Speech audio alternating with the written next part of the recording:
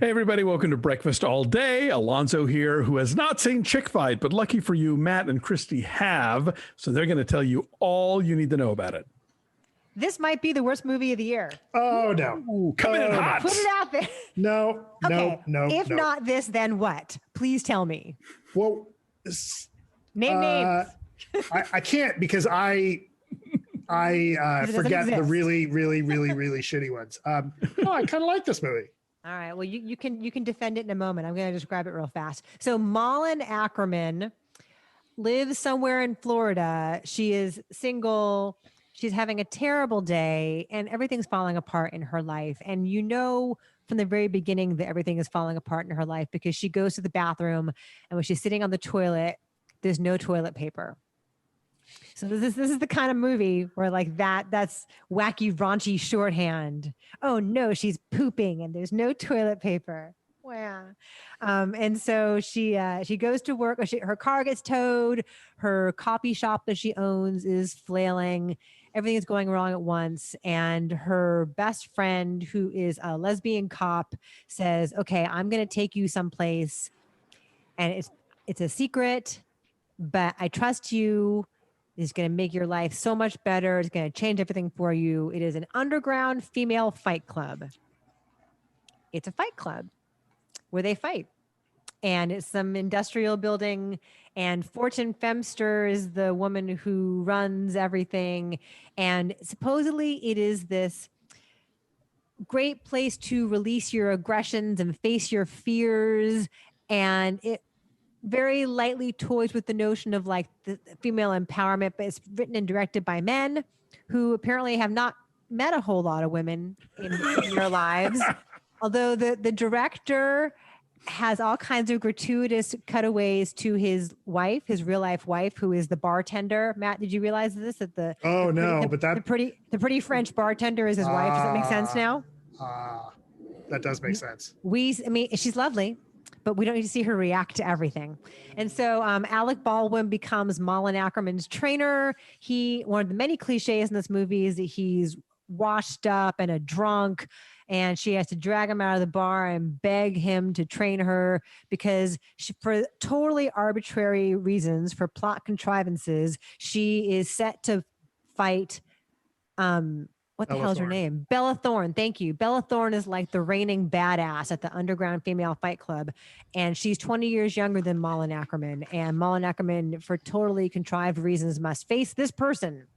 And so she trains with Alec Baldwin to do it, which includes like getting kicked in the groin by a coconut on the beach, which leads to this whole long, painful scene at the hospital involving talking about her vagina. Again, it's trying so hard to shock us.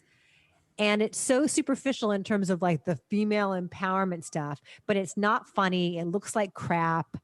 The best friend has a couple of funny lines. Dulce Sloan, you know who that is? Matt, Alonso. Yeah, she does stand up. Yeah, I know Fortune Feimster, but that's what yeah. Anyway, this was painful and I was very uncomfortable the whole time. Oh, also there's a whole ridiculous subplot involving Kevin Connolly as the one man who's allowed at the female fight club because he's a doctor. He's like someone's brother, so he's allowed to be there. Like there are no female medical professionals in the entire state of Florida who could have come. So there's a whole thing where supposedly Malin Åkerman and Bella Thorne are both going after Kevin Connolly, which also makes no sense at all. No one has any. Christy, girls are nurses, boys are doctors. Candy stripers. Maybe if you're lucky, after you've been a candy striper for a little while, they let you clean out bedpans. So anyway, this movie sucks. Matt? I didn't hate it. I thought Alec Baldwin's scenes were pretty funny. Yeah, I did. Like, he's this terrible yet effective trainer. I thought just the way he approached it, when Baldwin is doing kind of this, I think we don't see enough kind of devil may care, I don't give a shit, being funny Baldwin enough these days. And I thought that was funny. I think he had a lot of laughs in this. I do think, Fortune Feimster and Dulce Sloan have more of the laughs. I thought they were pretty good. yeah, this movie is, mercifully short enough that it was okay to me. This is the extent of your praise for it. I mean, it wasn't too long. I didn't find this as offensive as you do, but I'm a guy. So, you're seeing stuff in here that I'm not seeing, and I'm not saying you're wrong, and I'm probably wrong myself, but are you going to mansplain chick fight to me? No, I didn't hate it. I thought it was enjoyable. I went in with low expectations, but I thought it was kind of funny. I thought the whole subplot of Kevin Nash as her father, who's come out after her mother had died a year later, and his tiny, tiny, tiny boyfriend. I thought that was funny.